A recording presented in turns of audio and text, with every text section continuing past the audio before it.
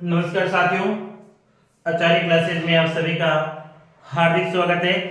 आज हम हिंदी साहित्य के अध्याय 7 12 मासा के बारे में चर्चा करेंगे।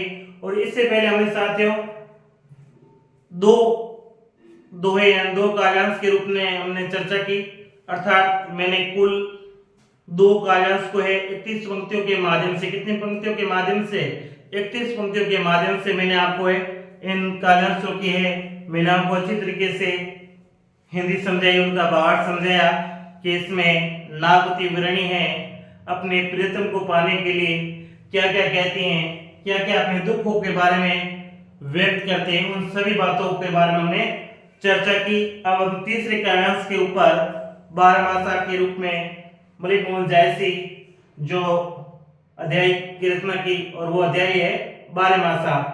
और उससे पहले हमने दो काव्यांशों के बारे में वर्णन कर लिया है, और दो काव्यांशों को कितने पंक्तियों के अंदर 31 यानी 31 पंक्तियों के अंदर हमने वर्णन किया। और आज हम तीसरा काव्यांश के बारे में चर्चा करेंगे, और तीसरे काव्यांश में हम 33वीं पंक्ति के रूप में 32वीं पंक्ति के रूप में चर्चा करेंगे। इससे पहले कितने पंक्तियों के रूप में हमने चर्चा की साथियों? 31 अर्थात 31 पंक्तियों के बारे में हमने चर्चा की थी। और आज मैं 32वीं पंक्ति लेकर उपस्थित हुआ हूं, और मैं आशा करूंगा कि ये 12 मासा पाठ है आपको अच्छी तरह से समझ में आ जाए, क्योंकि पेपर की दृष्टि से ये पाठ अत्यंत इंपॉर्टेंट है, बहुत ही महत्वपूर्ण है। इस पाठ से आपके 1-2 प्रश्न जरूर आएंगे, इस पाठ से आपकी व्याख्या भी आएगी, इसलिए ये पाठ आपको समझना बहुत ही जरूरी है। इसलिए ध्यान से सुनेंगे, अच्छी तरह से समझेंगे, कोई विद्यार्थी बीच में आवाज नहीं करेगा, आप धीरे धीरे एक एक पंक्ति अच्छी तरीके से समझेंगे। ठीक है साथियों, कहीं पर भी आपको जल्दबाजी की आवश्यकता नहीं है, भली भांति आप अच्छी तरीके से समझें। तो देखिए, तो हमारी 32वीं पंक्ति के रूप में है, और 32वीं पंक्ति है साथियों हमारी लागू।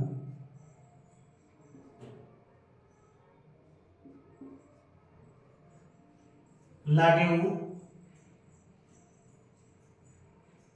महा, लागू महा पर्यपाला,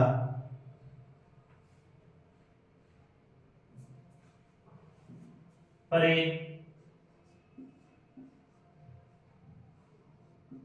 अब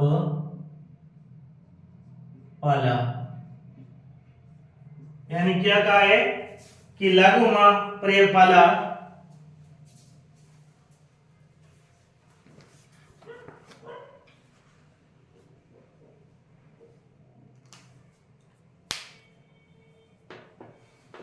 ने लागू लागेऊ महा पर्यपाला। यानी नागवती क्या कहती है, यानी विरणी जो नागवती है अपने प्रीतम को पाने के लिए बार बार अलग अलग महीनों के बारे में वर्णन करती है कि अब कार्तिक का माह आ गया है, अब वो महीना आ गया है, और उसके बारे में चर्चा करती है, अपने दुख के बारे में, अपने विरह के बारे में बताती है। तो लागू यानी लग गया, लागू यानी लग गया, माह यानी माघ का महीना, पर अब, पाला यानी पाला कहते हैं जब सर्दी पड़ती है ना, और सर्दी के साथ में भयानक सर्दी, जब जमीन के अंदर बर्फ ही बर्फ जैसा दिखाई दे, यानी उसे क्या कहते हैं, पाला कहते हैं। कड़ाके की ठंड को जब जमीन पर हम पैर रखे तो ठंड के मारे अंगारा निकले, उसे क्या कहते हैं, पाला कहते हैं। तो इसमें नागवती क्या कहती है, लागे यानी लगना, माँ यानी माघ का महीना, अब पाला यानी अत्यंत ठंड को, पाला कहते हैं अत्यंत ठंड को। तो अब मैं लिखता हूं विरहणी, विरहणी नागवती, विरहणी नागवती कहती है कि अब क्या लग गया, माँ का माँ लग गया, कहती है कि अब माघ का महा लग गया है, माह का महीना लग गया है, अब क्या लगे, माँ का माँ लगे, तो क्या हो रहा है, अब पाला यानी अब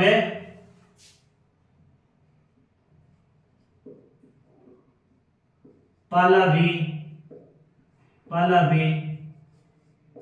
पढ़ने लगा है। क्या पढ़ने लगा है, अब पाला भी पढ़ने लगा है। क्या पढ़ने लगा, पाला भी पढ़ने लगा है। अर्थात पाला किसे कहते हैं, पाला कहते हैं अत्यंत ठंड को, यानी कड़ाके की जरूरत, अर्थात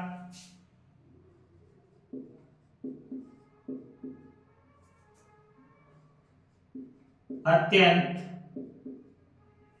ठंड पड़ने लगी है। अत्यंत ठंड पड़ने लगी है। क्या होने लगा है, अत्यंत ठंड पड़ने लगी है। यानी वृणी नागवती क्या कहते हैं, लागू माह, यानी अब लग गया है। कौन सा महीना लग गया है, महा, यानी माह का महीना लग गया है। नागवती कहती है कि माह का महीना लग गया है। अब पाला, यानी अब पाला पड़ने लगा है। अर्थात क्या, जब माह का महीना आता है तो पाले पड़ने लगता है। क्या पड़ने लगता है, पाला पड़ने लगता है। पाला किसे कहते हैं, भयानक ठंड को, कड़ाके की ठंड को, यानी बरसात के, यानी ठंड के साथ में ओस गिरे, जिसमें बर्फ जैसी गिरे, और हम ऐसा लगे कि जब धरती के हम पांव रखते हैं ना, तो पांव भी हमारे अंगारों के समान इतना ठंडा लगे, इतनी कड़ाके की बर्फ के समान ठंडा लगे, तो उसे क्या कहते हैं, पाला पड़ना कहते हैं। क्या कहते हैं, पाला कहते हैं। अर्थात अत्यंत ठंड पड़ने लगती है। क्या पड़ने लगती है, अत्यंत ठंड पड़ने लगती है। समझ गए ना साथियों। तो अब हम 33वीं पंक्ति लेकर उपस्थित होते हैं।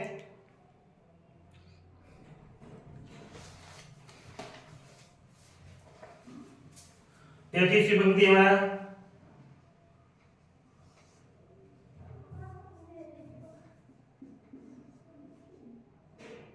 विरह काल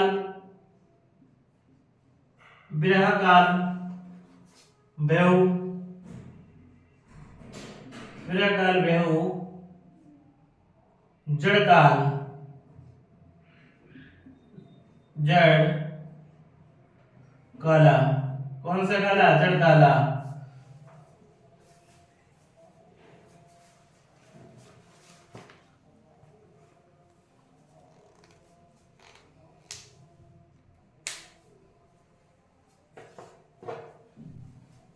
अब क्या है, विरह, विरह यानी विरह, विरह किसे कहते हैं, विरह काल यानी काल यानी समय, बेहू ने हो गया है, बेहू यानी हो गया है, जड़ यानी वो साक्षात, और काला यानी काल, यानी यमराज हो गया है। यानी कहने के विरह, विरह वेदना, काल यानी समय, बेहू न होना, जड़ काल यानी यमराज के समान। तो इसमें क्या, नागवती क्या कहती है, नागवती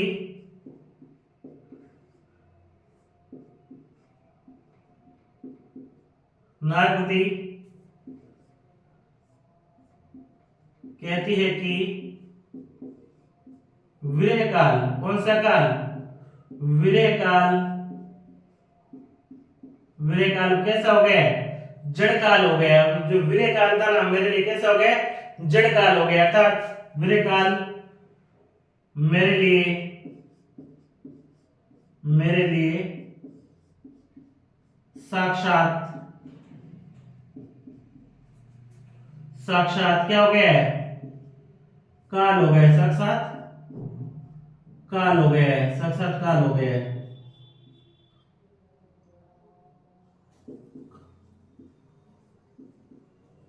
और काल किससे कहते हैं, साक्षात काल यानी उसे मारने वाला हो। काल यानी यमराज को कहते हैं, राक्षस को कहते हैं, यानी उसकी विधि वेदना के मानो उसे स्वयं को नष्ट करने वाली हो, या उसे राक्षस के भांति खाने वाली हो, यमराज के सामने समान खाने वाली हो। उसकी विधि वेदना इस प्रकार की होगी कि मानो उसे स्वयं क्या कर रही है, उसे स्वयं को स्वयं नष्ट कर रही है।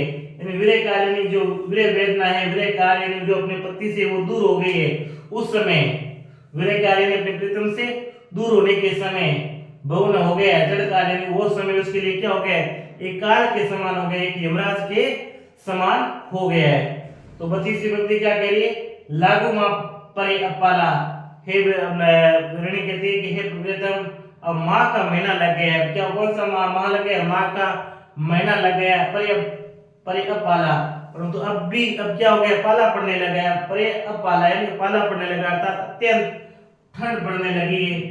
ब्रेक काल झटकाल, अर्थात तो नागमती कहती है कि आपका जो ये काल है ना, यानी आपसे दूर रहने का जो ये समय है, वीर वेदने का जो समय है ना, मेरे लिए क्या हो गया, जड़ काला बन गया, साक्षात यमराज के समान हो गया, साक्षात काल का रूप ले लिया है वीर वेदना का समय।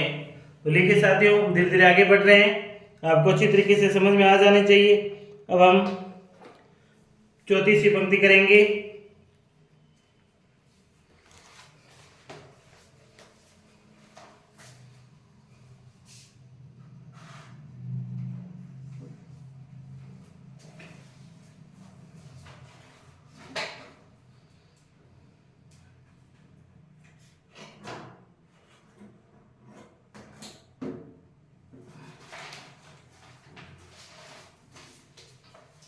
पहल पहल तन,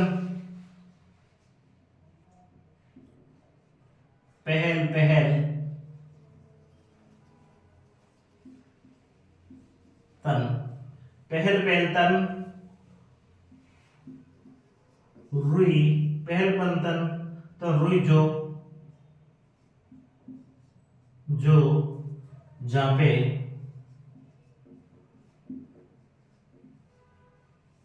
रुई जो जापे, पहल पहल तन रुई जो जापे, पहल पहल तन रुई जो जापे, पहल पहल तन रुई जो जापे, पहल पहल तन रुई जो जापे।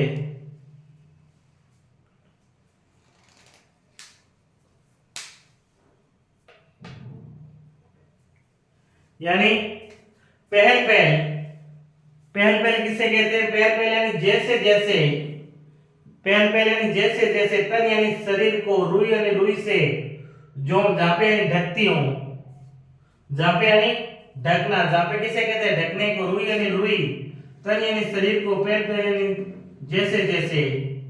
नागवती कहती है विरणी, विरणी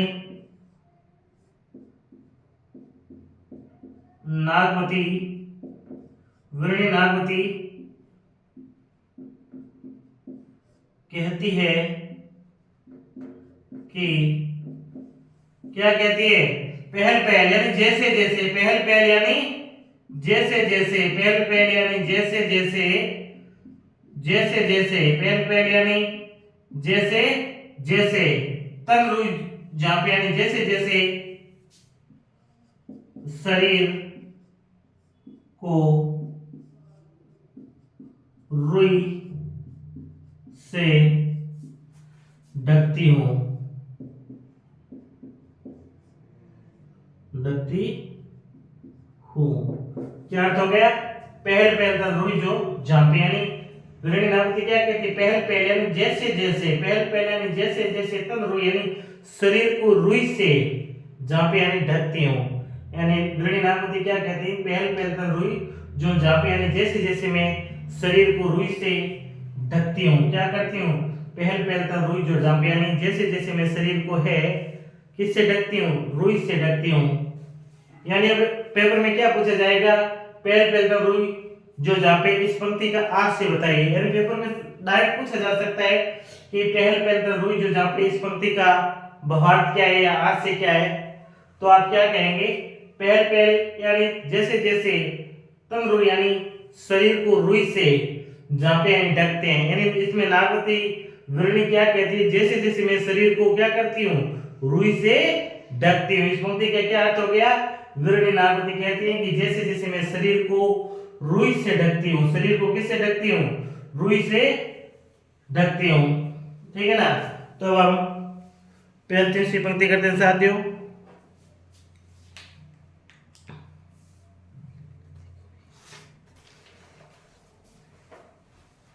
तो 35वीं पंक्ति है हमारी,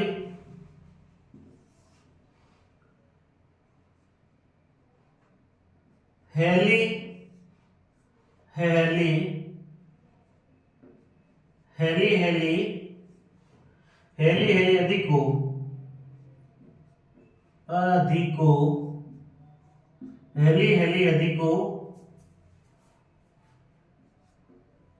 ही कांपे,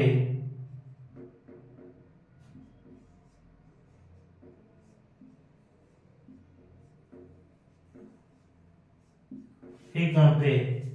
क्या करे, हेली हेली ही कांपे।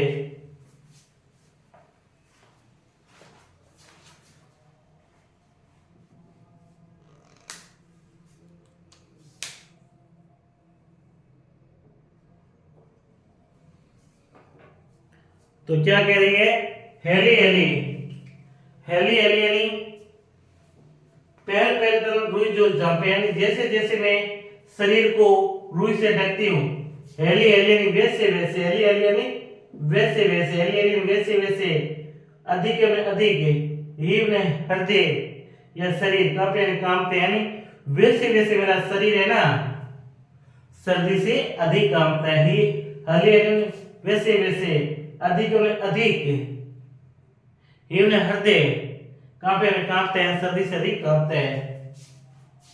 तो इसमें विरहणी,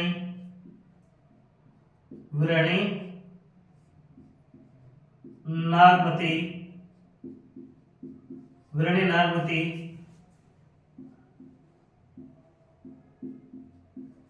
कहती है कि, इसमें विरहणी नागमती कहती है कि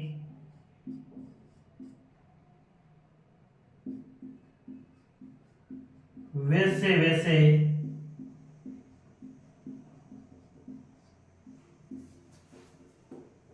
मेरे शरीर या हृदय को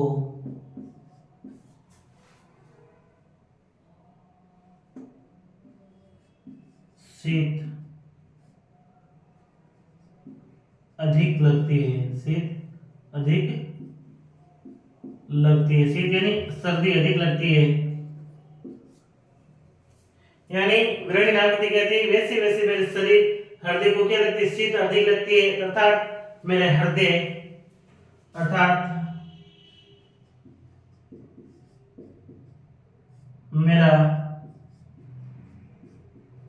शरीर, जैसे जैसे सर्दी अधिक लगती है वैसे वैसे ही कांपे, मेरा शरीर कांपने लगता है। क्या करने लगता है, कांपने लगता है। नागमती क्या कहती है, हेली हेली यानी जैसे जैसे, हेली यानी वैसे वैसे, हेली यानी वैसे वैसे, अधिक यानी अधिक सर्दी पड़ती है, ही कांपे जैसे जैसे अधिक सर्दी पड़ती है ना वैसे वैसा हृदय है, मेरा शरीर है वो क्या करने लगता है, कांपने लगता है, थर थर कांपने लगता है। हेली यानी वैसे वैसे, हेली हेली यानी वैसे वैसे, हेली हेली यानी वैसे वैसे, अधिक हो ही यानी जैसे जैसे सर्दी अधिक पड़ती है, जैसे जैसे ठंड अधिक पड़ती है, ही कांपे वैसे वैसे मेरा हृदय है, मेरा शरीर है वो कांपने लगता है। प्रीतम आप मेरे से दूर हो, और मार के मैंने अत्यधिक कड़ाके की ठंड पड़ती है, और जैसे जैसे अत्यधिक ठंड पड़ती है मेरे प्रीतम वैसे वैसे है मेरा शरीर है, मेरा हृदय है वो क्या करने लगता है, कांपने लगता है, ठंड के मारे क्या करने लगता है, कांपने लगता है। इस प्रकार से विरहणी अपने प्रीतम को है अपना दुख व्यक्त करती है, परंतु सुनने के लिए प्रीतम होता नहीं, क्योंकि प्रीतम कहाँ होता है, वन देश चला गया है, कहीं प्रदेश चला गया है, उस पति के अपने वियोग में है, अपने आप से दुख प्रकट करती है। कौन प्रकट करती है, विरहणी नागमती। तो बती उसी पंक्ति के लागू महापरे अपाला, लागू महापर अपाला, विरहणी नागमती कहती है कि अब कौन सा महीना लग गया, महा यानी माघ का महीना लग गया। अब कौन सा महीना लग गया, माघ का महीना लग गया है। परे अपाला, तो हे प्रीतम अब क्या पड़ने लगा है, पाला पड़ने लगा है, पाला गिरने लगा है प्रीतम, अब पाला गिरने लगा है, अर्थात पाला यानी भयंकर सर्दी पड़ने लगी, कड़ाके की ठंड पड़ने लगी है। विरह काल भयउ जड़ काला, और ये विरह वेदना का काल है ना, जो आपसे दूर रहने का ये समय है, मेरे लिए क्या बन गया, एक साक्षात काल का रूप बन गया है। ये विरह वेदना मेरे लिए आप क्या बन गया है, एक काल के समान, एक यमराज के समान ये समय अब कैसा बन गया मेरे लिए, और मेरे लिए है साथी है प्रीतम, ये समय मेरे लिए क्या बन गया है, एक काल के समान बन गए, एक यमराज के समान बन गए, राक्षस रूपी समय बन गया है। अब आगे क्या कहते हैं, पहल पहल तन रुई जो जापे, पहल पहल तन रुई जो जापे, अर्थात गृहिणी नागवती क्या कहती है, पहल पहल तन रुई जो जापे। तो गृहिणी नागवती कहती है जैसे जैसे, पहल पहल यानी जैसे जैसे, तन यानी शरीर को, रुई यानी रुई जो जापे यानी जैसे जैसे मैं अपने शरीर को रुई उड़ाती हूँ ना, रुई से ढकती हूँ, हेली हेली वैसे वैसे, हेली हेली यानी वैसे वैसे, अधिक यानी अधिक, ही कांपे वैसे वैसे मेरा हृदय ना, मेरा शरीर क्या करता है, कांपता है। क्यों? क्योंकि माँ का महीना लगा हुआ है। क्या लगा हुआ है? माँ का महीना लगा हुआ है, और माँ के महीने में मेरा प्रीतम मेरे साथ में नहीं है, तो मुझे क्या करना पड़ता है, रुई की रजाई ओढ़नी पड़ती है। जब मैं रुई की रजाई ओढ़ता हूँ प्रीतम, तो उस समय में मुझे ये रजाई ना मानो इस प्रकार से लगती है जैसे मुझे अत्यधिक ठंड लग रही हो, इस प्रकार से ठंड लगती है। तो मेरा शरीर है, वो मेरा हृदय है, वो क्या करने लगता है, कांपने लगता है। तो साथ ही इस प्रकार से मैंने 32वीं 33वीं और 34 और 35वीं पंक्ति का मैंने आपको उदाहरण समझाया, इनकी उनका भावार्थ समझाया। आप लिखिए, फिर हम आगे बढ़ते हैं।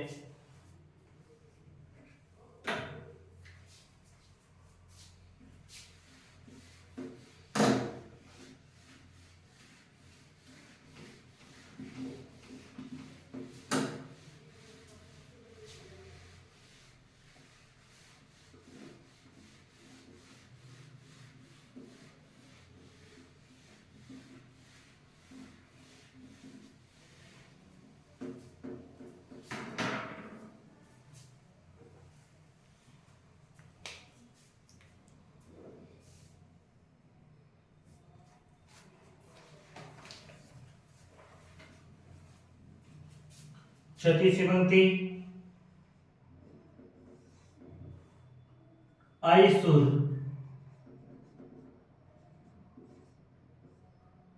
आईसुर, आईसुर होई, आईसुर होई तपुरे नहा, तपुरे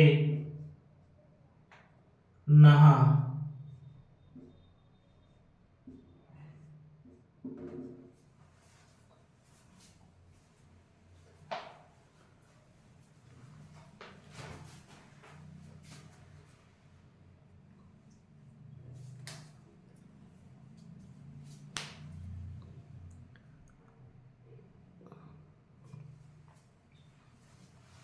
अब क्या कह रहे हैं, आयसुर, आय न आए, सूर्य यानी सूर्य, सूर्य किसे कहते हैं, सूर्य के, हो यानी वैसे, तपु यानी तपे, रेम ने हे, नाया ना यानी नाथ। अब क्या कह रही है, आए, आय न आए, सूर्य यानी सूर्य, और होई न होए, तप यानी तप, रेम ने हे, ना यानी नाथ, ना यानी नाथ अर्थात प्रीतम अपने पति को कहती है। कौन कहती है, नागवती गृहिणी,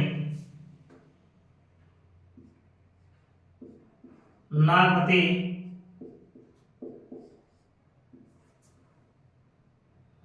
अपने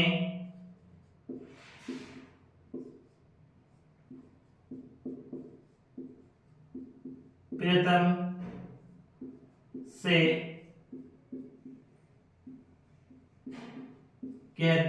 कहती कहती है कि आप भी कैसे आए, शुरू हुई, सूर्य, सूर्य की तरह, सूर्य की तरह, ऐसे सूर्य की तरह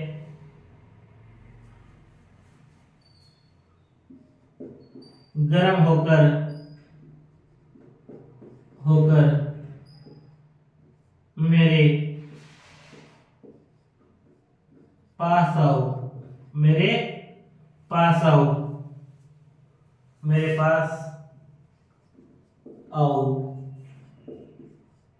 अर्थात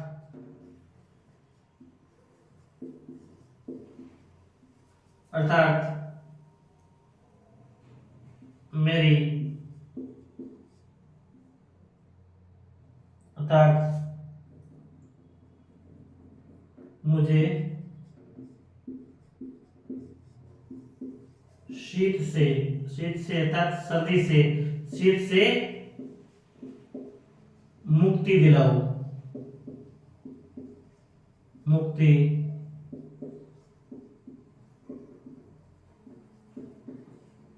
दिलाओ।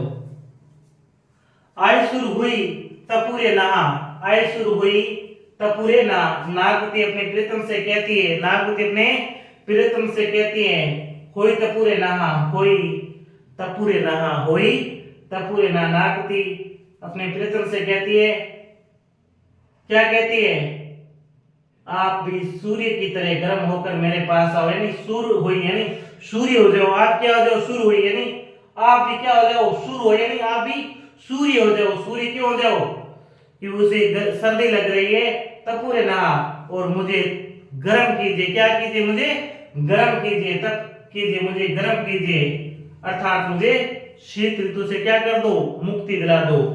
आई शुरू हुई यानी आप भी हे नाथ हे प्रीतम, आप भी सूर्य होकर आइए, आप कैसे होकर आइए, आप सूर्य के समान होकर आइए, तपूरे ना, और मुझे तप कीजिए, अर्थात मेरी सर्दी को दूर कीजिए। अपने प्रीतम को विरणी नागवती कहती है कि माँ का महीना लगा हुआ है, मुझे भयंकर ठंड लग रही है, क्या लग रही है, कड़ाके की ठंड लग रही है, और हे नाथ हे प्रीतम तुम कहाँ हो, हे नाथ हे प्रीतम तुम कहाँ हो, आप कैसे बनकर आओ, आप सूर्य होई, आप सूर्य बनकर आ जाओ, आप कैसे बनकर आ जाओ, आप सूर्य बनकर आ जाओ, और तपूरे ना, और आप मेरी मुझे क्या दो, गर्मी दो, आप मुझे तप दो, आप मुझे क्या करो, तप दो, अर्थात मेरी जो सर्दी है उसे सर्दी को क्या कर दो, दूर कर दो, मुझे तप दो, हे मेरे नाथ आप मुझे शीत ऋतु से क्या दिला दो, मुक्ति दिला दो। अपने प्रीतम से कौन कह रही है, नागवती कहती है। समझिए मेरे साथियों,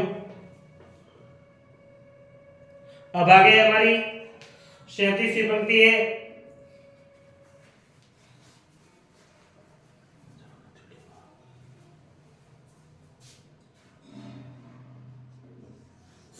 पंक्ति है, तही बुनो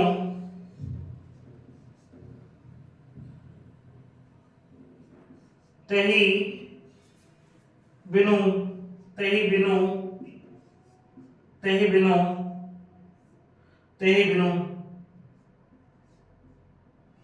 जाड़, तही बिनु जाड़ ने छूटे, तही बिनु जाड़ छूटे महा,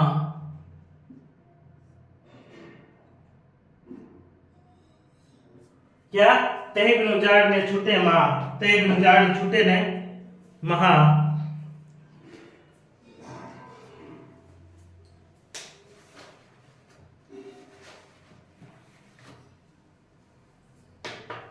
अब क्या कहा, नाग ने बहुत अच्छी बात कही, तही यानी तेरे, तही यानी तेरे, बिनु ने बिना, जाड़ यानी ठंड, जाड़ यानी कड़ाके की ठंड, ने यानी नहीं, छूटे यानी दूर या छूटेगी, और महा यानी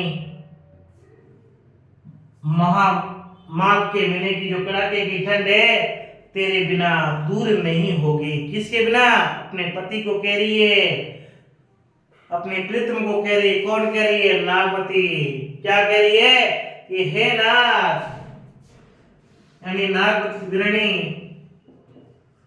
विरहणी नागमती, विरहणी नागमती, विरहणी नागमती अपने प्रीतम प्रीतम से कहती है कि, क्या कहती है, तेहि बिनु यानी तेरे बिना, तेहु बिनु यानी तेरे बिना, तेहि बिनु यानी तेरे बिना, क्या, तेहि बिनु यानी तेरे बिना जाड़ न छूटे, तेरे बिना माघ महा की सर्दी से मुक्ति मुक्ति मिलना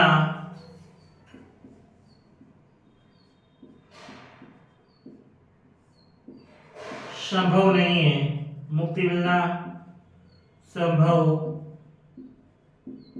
नहीं है। बहुत बड़ी बात कह रही है।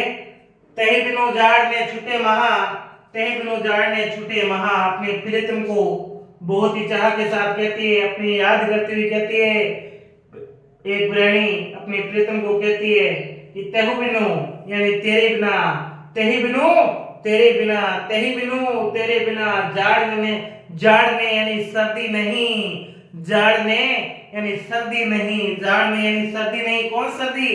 माँ यानी माँ की जो सर्दी है ना, वो तेरे बिना प्रीतम मेरे से छूट नहीं सकती, तेरे बिना दूर अर्थात तेरे बिना है ना, ये माघ महीने की जो कड़ाके की ठंड है उससे मुझे मुक्ति नहीं मिल सकती। इसलिए हे प्रीतम आप मेरे पास में आइए और मुझे इस सर्दी से मुक्ति दिलाइए। क्या कहना चाहती है?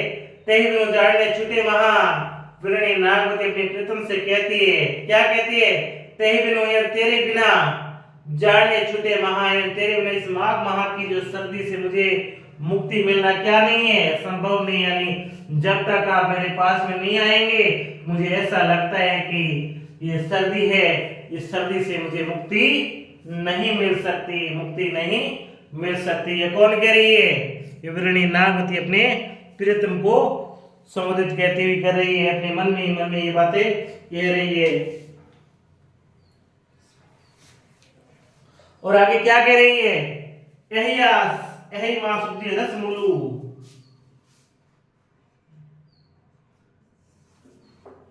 यही आस यही मास उपजे रस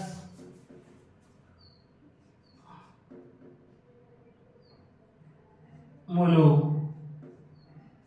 रस मूलू। क्या कह रही है? यही मास उपजे रस मूलू, यही मास उपजे रस मूलू।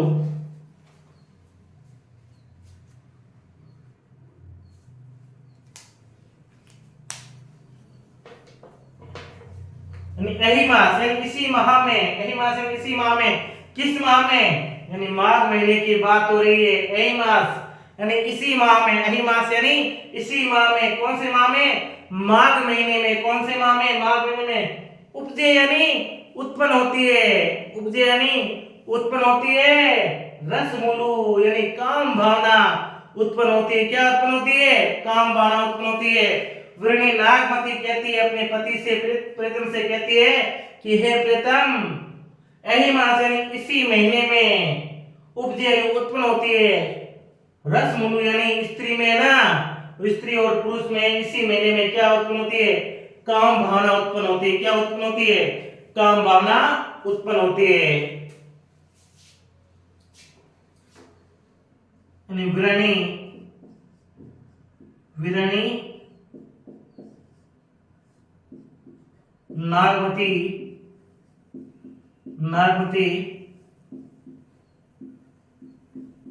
कहती है कि हे प्रीतम,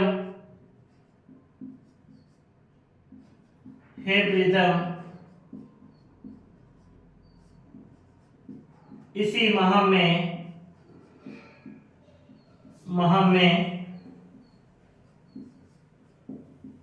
स्त्री पुरुष में काम भावना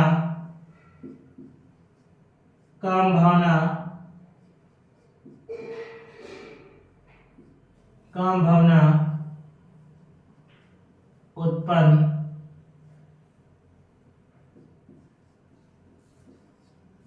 होती है। क्या होती है? काम भावना उत्पन्न होती है, अर्थात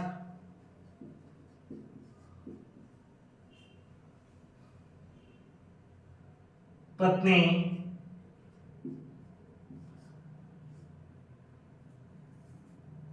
अपने पति से मिलना चाहती है,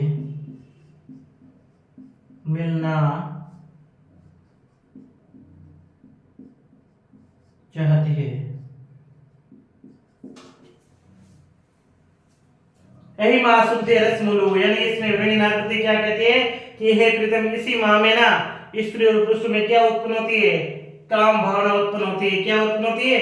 काम भावना उत्पन्न होती है। अर्थात इसी महीने के अंदर पति पत्नी आपस में मिलना चाहता है, आपस में क्या करना चाहते हैं? आपस में मिलना चाहते हैं।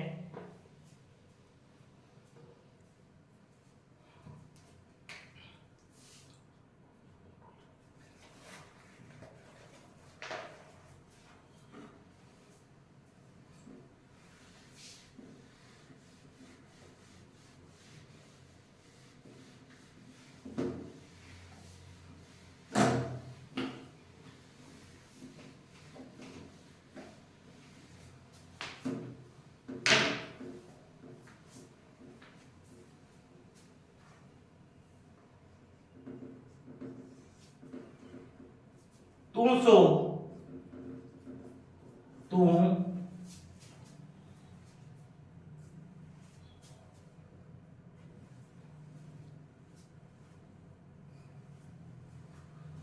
सो भमरा, तू सो भमरा, तू सो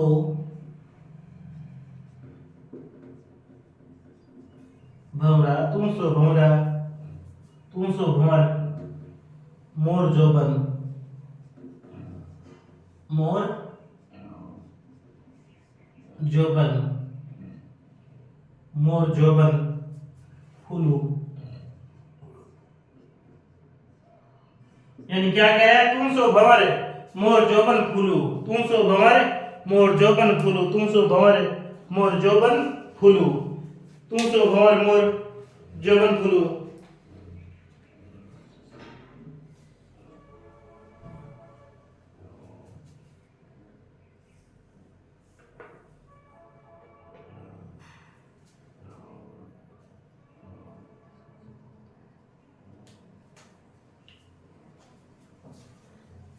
और नागवती क्या कहती है? तुम सो भंवर, यानी तुम क्या है? तू यानी तुम, सोम ने स्वयं, भंवर यानी भंवरा, मोर यानी मैं, जोबन यानी यौवन, फूल यानी पुष्प। तू यानी तुम, सोम ने स्वयं, भंवर ने हो या सोम ने जो, भंवर यानी भंवरा, मोर यानी मैं, जोबन यानी यौवन और फूल यानी पुष्प या फूल। यानी विरणी, विरणी नागवती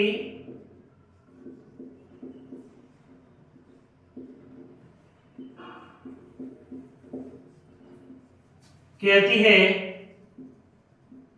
कहती है कि मैं तो यौवन की, यौवन की पुष्प या यौवन का पुष्प हूं। मैं तो क्या हूं? यौवन का पुष्प हूं, यौवन का पुष्प हूं। क्या हूं? वृणांति क्या कहती है? मैं तो यौवन का पुष्प हूं, मोर यौवन जोबन फूल, यानी मैं, जोबन कहते हैं यौवन को। यौवन किसे कहते हैं? यौवन किसे कहते हैं? यौवन को कहते हैं। फूल यानी पुष्प है। वृणांति क्या कहती है? मैं तो क्या हूं? यौवन यानी खूबसूरती का, खूबसूरती की क्या हूं? पुष्प हूं। तुम सो भंवर मोर, और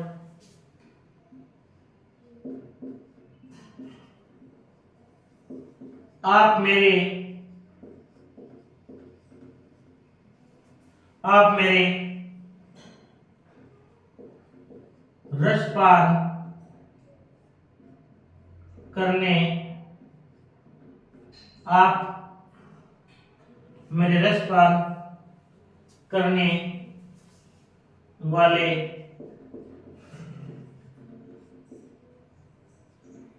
भंवरे हो। क्या हो? भंवरे हो। यानी क्या कह रही नाम कि तुम सो भंवर, यानी तुम भंवरा है। क्या है? तुम भंवरा है, मोर जौवन फूल, और मैं क्या हूँ? एक पुष्प हूँ।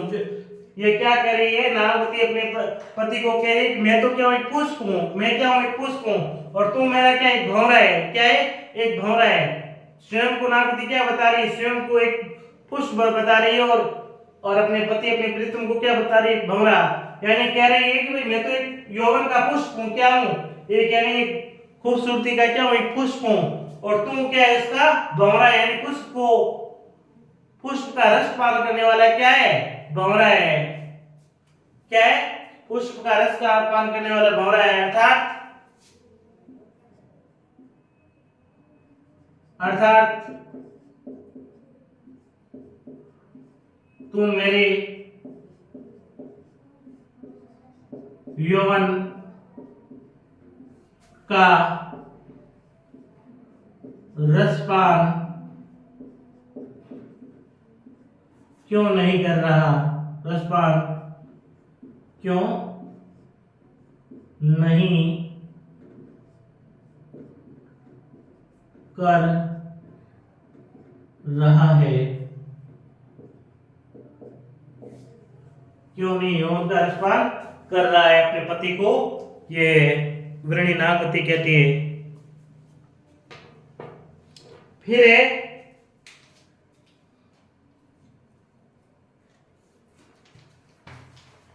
40वीं पंक्ति।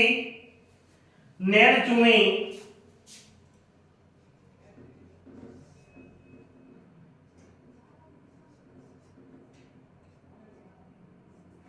नैन चूमी जस, नैन चूमी जस माहुट नीरू,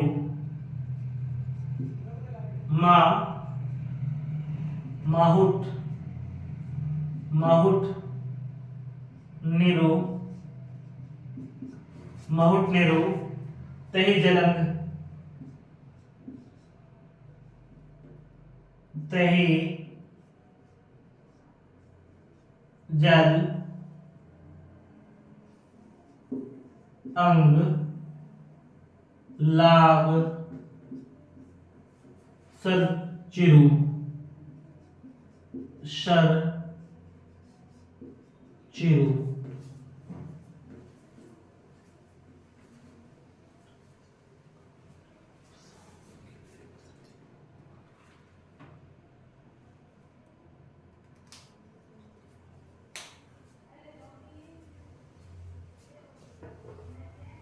यानी इसमें अब क्या कह रही है?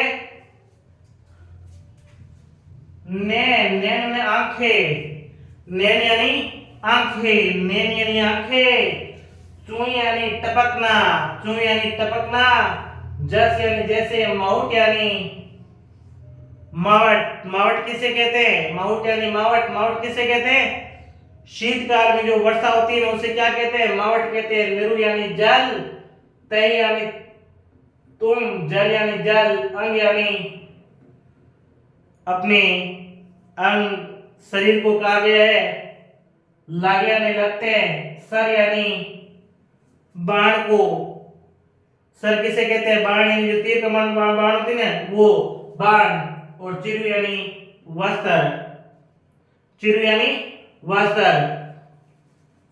नैन यानी आंखें, चुनी यानी टपकना, जस यानी जैसे, माउट यानी मावट यानी शीतकाल में होने वाली वर्षा को मावट कहते हैं। निरु यानी जल को कहते हैं। तही यानी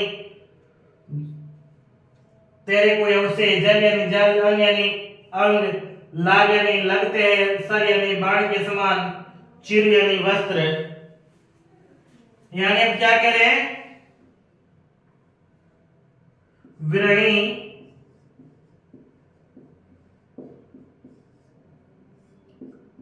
नागमती, वृणी नागमती अपने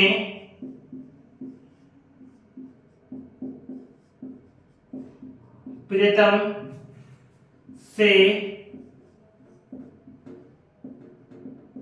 कहती है कि, क्या कहती है कि నేను చూపించే नेहरू यानी शीत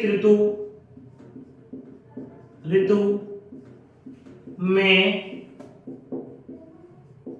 मावट होने से और भी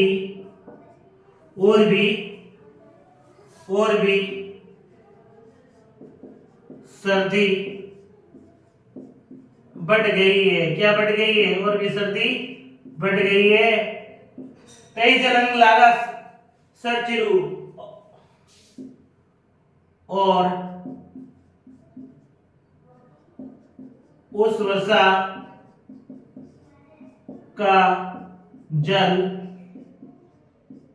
मेरे शरीर व वस्त्रों से टपकने वाला उस वर्षा का जल मेरे शरीर में वस्त्रों से टपकने वाला मुझे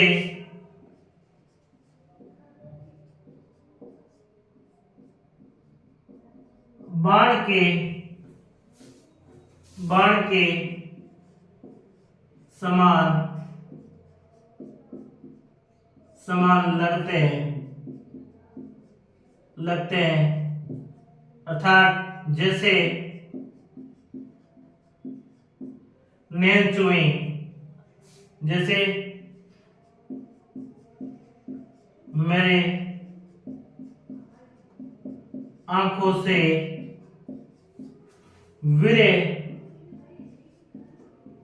विरह के आंसू टपकते हैं। विरह के आंसू टपकते हैं। कैसे टपकते हैं? विरह के आंसू टपकते हैं। यानी नैन चुमी जल माउट नेहरू, यानी इसमें नागवती अपने प्रियतम से कहती है कि नैन चुमी जल मावट नेहरू, यानी अब क्या हो रहा है कि शीतकाल में है, मावट हो रही है अर्थात वर्षा हो रही है। उसे क्या कहा जाता है? मावट। शीतकाल में होने वाली बरसात को क्या कहा जाता है? मावट कहा जाता है। यानी शीतकाल में क्या हो रहा है? मावट हो रहा है। और वो कैसे लग रहा है? तेज जलन लाल सरसिरु, यानी और वो मावट का जल है ना, जैसे जैसे मेरे अंग और शरीर को लगता है तो मानो बाण लग रहे हो, ऐसे लग रहे हो। जैसे जैसे वो मावट का वर्ष जल है ना मेरे शरीर को लगता है तो मुझे ऐसा लगता है लाल सरचिरू, मानो मेरे शरीर को उखाड़ने वाला बाण की भांति लगता है। नैन चुई अर्थात मेरे आंखों से जिस प्रकार से विरह के आंसू टपकते हैं ना, वैसे के वैसे ये मेरे इस सर्दी में लगने वाले मावट की जल है, मावट की जो बूंदे मुझे उसी प्रकार से लगते हैं जैसे मेरे विरह की वेदना के जो आंखों से आंसू निकल रहे हैं, उसी प्रकार से शीत के जल है उसी वेदना के भांति लगते हैं। साथियों, कौन कह रही है? नागमती कह रही है। क्या कह रही है? नैन चुई जल माउट नेरू, नैन चुई जस माउट नेरू ते ही जलंग लाल सर चिरू। यानी विरणी नागमती कहती है कि हे प्रीतम, अब इस शीत ऋतु में जो मावट की बरसात हो गई ना, जिससे क्या हो गई है? अत्यधिक ठंड हो गई है। क्या हो गई? अत्यधिक और भी ठंड हो गई। तेज जल लाग सर चिरू, और उस जल का, और वो जल है उस बरसात का जल मेरे अंग या वस्त्रों को लगते तो मुझे बाण के समान लगते हैं। कैसे लगते हैं? बाण के समान लगते हैं। नैन चुई, यानी जिस प्रकार से मेरे आंखों से ना विरह के आंसू लगते हैं ना, उसी प्रकार से मुझे उस मावट का जल लगता है प्रीतम। अब 41वीं पंक्ति है साथियों।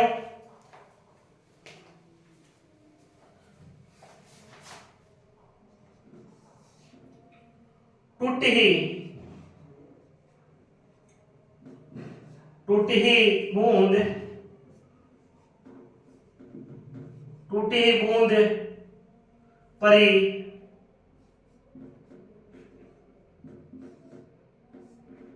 जस ओला, जस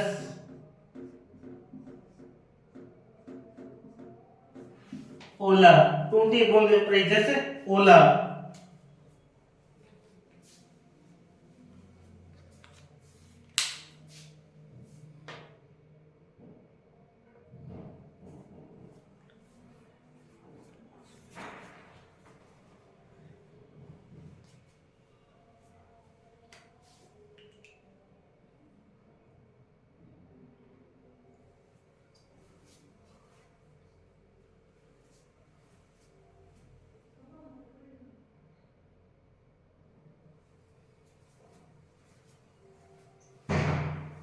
टूटी बूंद परी जस ओला, टूटी बूंद परी जस ओला अर्थात टूटी यानी लगातार, लगातार वर्षा, वर्षा के ओले गिर रहे हैं। क्या गिर रहे हैं? लगातार वर्षा के ओले गिर रहे। टूटी बूंद परी जैसे ओला यानी अब लगातार है ना, इस शीतकाल में है वर्षा के ओले गिर रहे हैं। यहाँ पर ओले क्यों कहा गया है? क्योंकि ओले को अपने नैन यानी आंखों के आंसू के समान बताया गया है। टूटी बूंद परी जैसे ओला यानी लगातार वर्षा के ओले गिर रहे हैं। लगातार वर्षा के क्या कर रहे हैं? लगातार वर्षा के ओले गिर रहे हैं। वर्षा के ओले किससे संबंधित किया गया? नैन चुने यानी अर्थात लगातार, लगातार आंखों से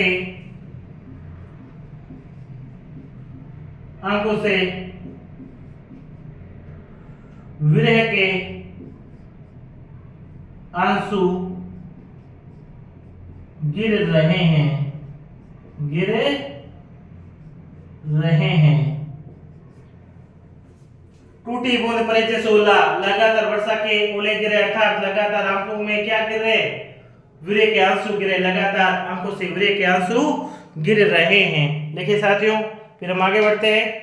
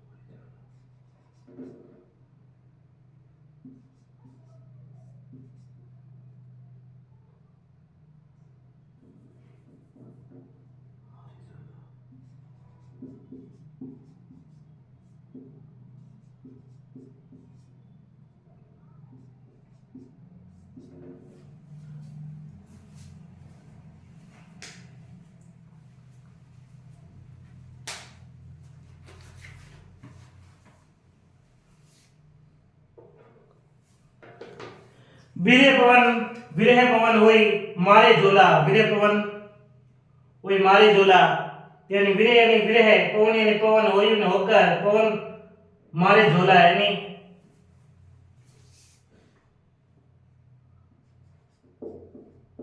पवन भी विरह के रूप में, विरह के समान,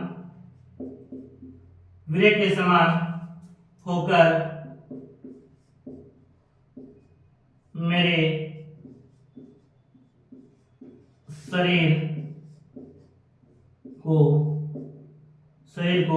झकझोर रही है, झकझोर जोर रही है, झक जोर रही है, यानी परेशान कर रही है।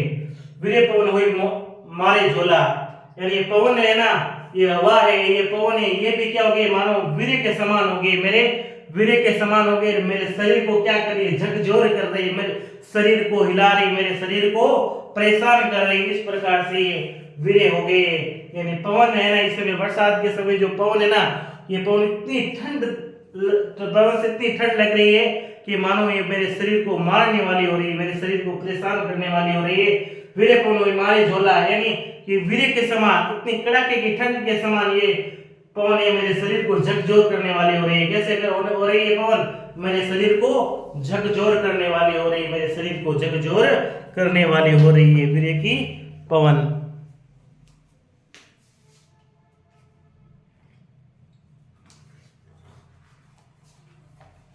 तैयारी सुनती है।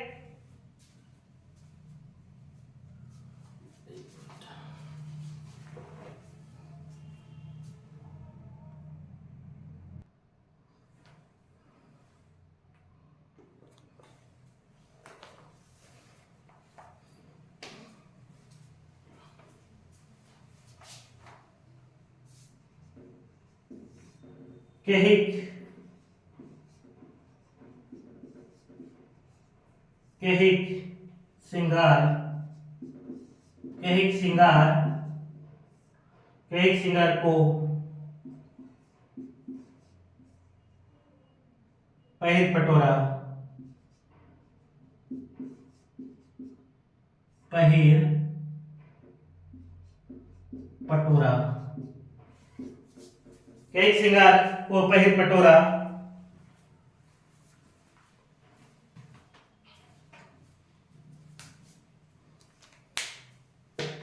यानी इसमें अब नागवती क्या कहती है, कहीं श्रृंगार, कहीं यानी किसके लिए, श्रृंगार यानी श्रृंगार को, यानी क्यों, पहिर यानी पहनो, पटोरे यानी रेशमी वस्त्र, पटोरे यानी रेशमी वस्त्र, पहिर यानी पहनो, को यानी को, श्रृंगार यानी श्रृंगार, कहीं यानी किसके लिए,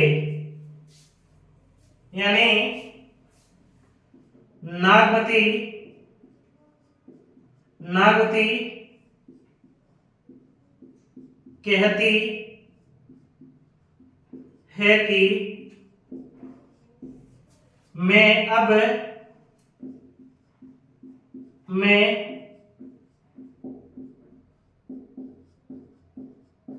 किसके लिए श्रृंगार श्रृंगार करूं, वे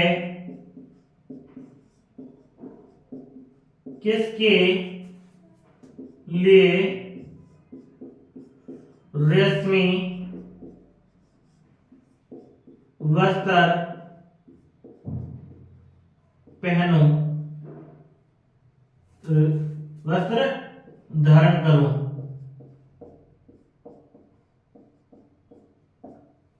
अर्थात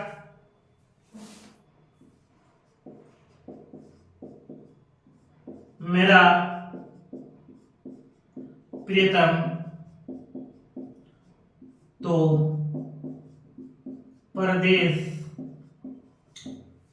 चला गया है,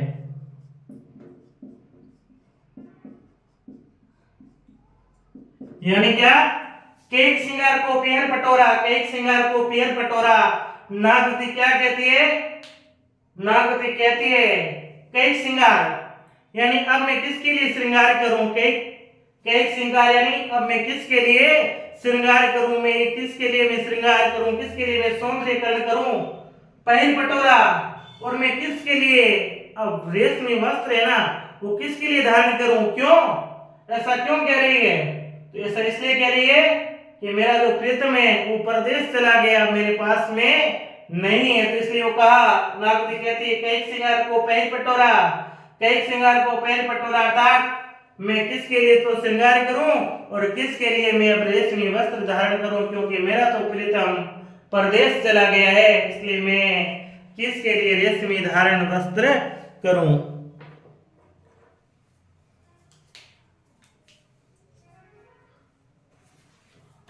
आगे 44वीं पंक्ति है,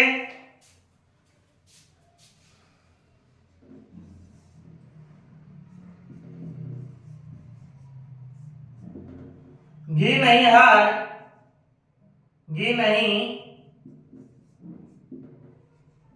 हार रही हुई डोरा, रही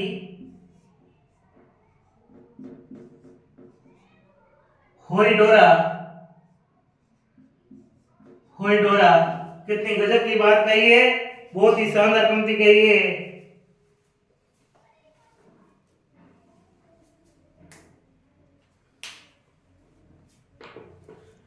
गे नहीं हार रही डोरा,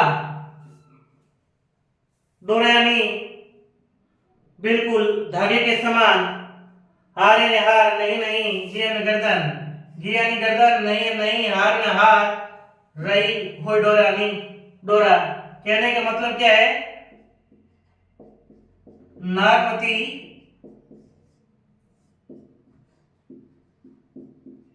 कहती है कि मेरी गर्दन कैसी हो गई है, रही हुई डोरा, मेरी गर्दन डोरे के समान हो गई, थक कर मेरी गर्दन डोरे के समान हो गई है, हो गई है। नहीं हार, इसलिए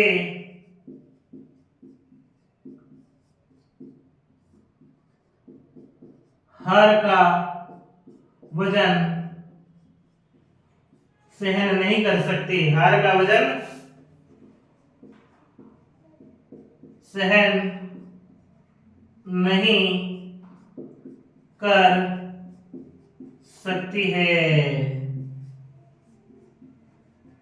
क्या कहा, गे गे नहीं हार रही कोई डोरा, गे नहीं हार रही कोई डोरा है। नागमती कहती है मैं अपने प्रीतम के वियोग में रो रो करके क्या हो गई है, रही हुई डोरा, मेरी गर्दन है ना थक करके डोरे के समान हो गई है, थक करके कैसी हो गई मेरी गर्दन, डोरे यानी धागे के समान हो गई है। नहीं हार, इसलिए मेरी गर्दन में अभी इतनी क्षमता नहीं है मैं हार को भी धारण कर सकूं, मेरी गर्दन में इतनी शक्ति नहीं है मैं हार के वजन को पहन सकूं, धारण कर सकूं। आगे क्या कहती है,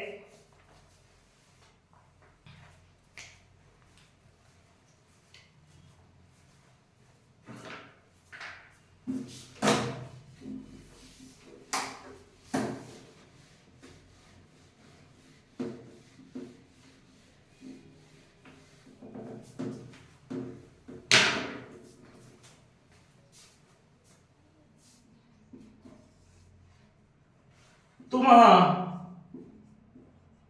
तुम्हें बिनु कंता, तुम्हें बिनु कंता, तुम्हें बिनु कंता, कंता यानी नाथ ईश्वर पति परमेश्वर, धनी धनी यानी स्त्री, धनी यानी स्त्री, स्त्री कौन, नागवती, हरुई,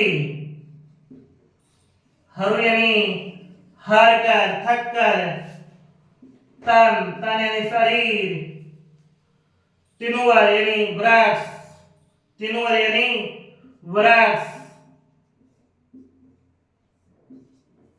भाडोल, भाडोल।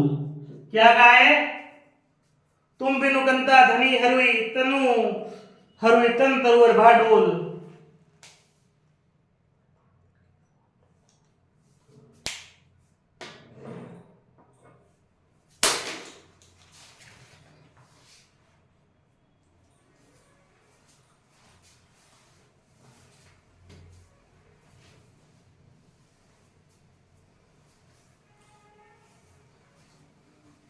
तुम्हें तुम्हारे, बिनु यानी बिना, कंता यानी प्रीतम, धनी यानी स्त्री, हरु यानी हृदय, तन यानी शरीर, तीनों यानी तिनका, भाई यानी डोलता है।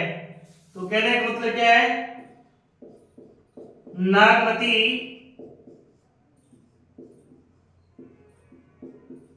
कहती है कि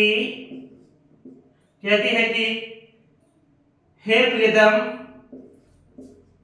प्रियतम,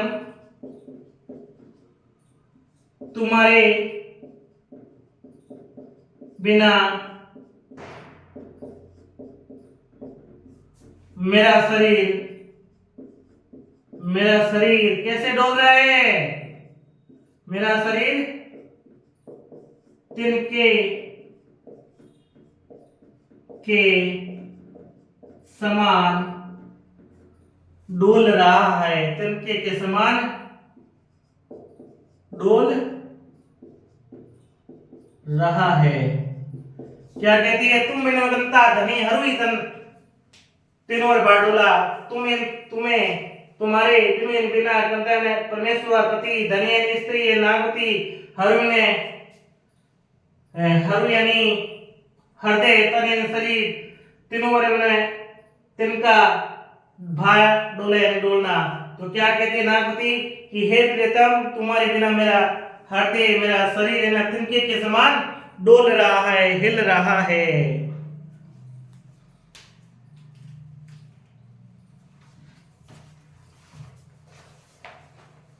अब 46 से बनती है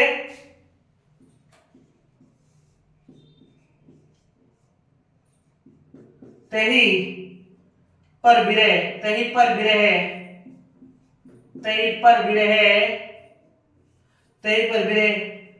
जराई के चाहे, विरह जराई के चाहे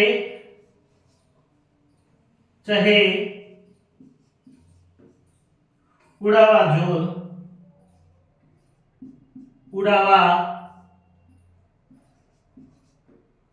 जोल क्या करेंगे?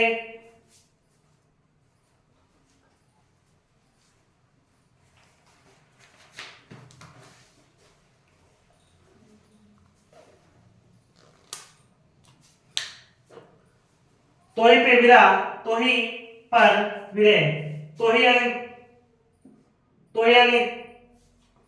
तेरे, पर यानी पर, विरे यानी विरह, जरा यानी उड़ाना, जरा यानी राख, जोल यानी झोंके से। तो इसमें नागमती कहती है, नागमती कहती है कि तुम्हारे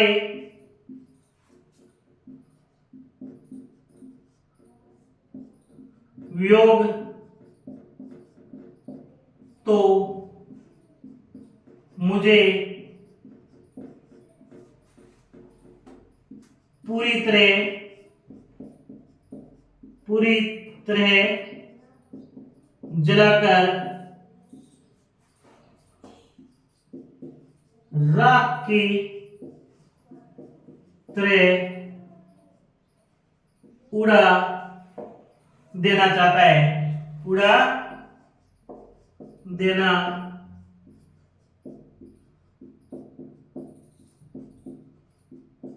चाहता है। देखिए साथियों, तही पर विरे जराई के चहे उड़ावा जोर, तही पर विरे जराई के चहे उड़ावा जोर, यानी नागवती कहती है कि हे प्रियतम, क्या कहती है? हे प्रियतम, विरह यानी तुम्हारे विरह में तेरे बिना जरा यानी जला करके, जरा यानी जला करके, चहे उड़ावा जोर यानी तुम्हारे वियोग में ना मुझे पूरी तरह जला करके क्या कर रहा है? राख की तरह उड़ा करके उड़ा देना चाहता है। यानी तुम्हारा वियोग ऐसा है कि मानो तुम्हारे वियोग में मैं राख की तरह जल करके उड़ जाऊंगी। ऐसा अब ये कौन कह रही है? नागवती, ग्रहणी नागवती कहती है तही पर विरह जराई के चाहे उड़ावा जोल। ये नागवती कहती है कि हे प्रीतम, तुम्हारे वियोग तो मुझे पूरी तरह जला करके राख की तरह उड़ा देना चाहता है। तो साथियों इस प्रकार से हमने 3 दोहे 3 काव्यांश बिल्कुल कंप्लीट किए 46 पंक्तियों के अंदर, और मैंने एक एक पंक्तियों को आपको भली भांति समझाने का प्रयास किया। और मैं चाहूंगा कि मेरे जितने भी अभ्यर्थी मुझे देख रहे हैं ना, ये 46 की 46 पंक्ति है बिल्कुल अच्छी तरीके से समझ में आई है, कहीं पर भी आपको दिक्कत नहीं होनी चाहिए। फिर भी बाई चांस आपको कहीं पर दिक्कत हो रही है तो आप कमेंट बॉक्स में लिखिए आपको कौन सी पंक्ति में कहां पर समस्या आ रही है, तो मैं जब भी हम मिलेंगे तो उन्हें मैं आपको समझाने का प्रयास करूंगा। तब तक के लिए नमस्कार साथियों।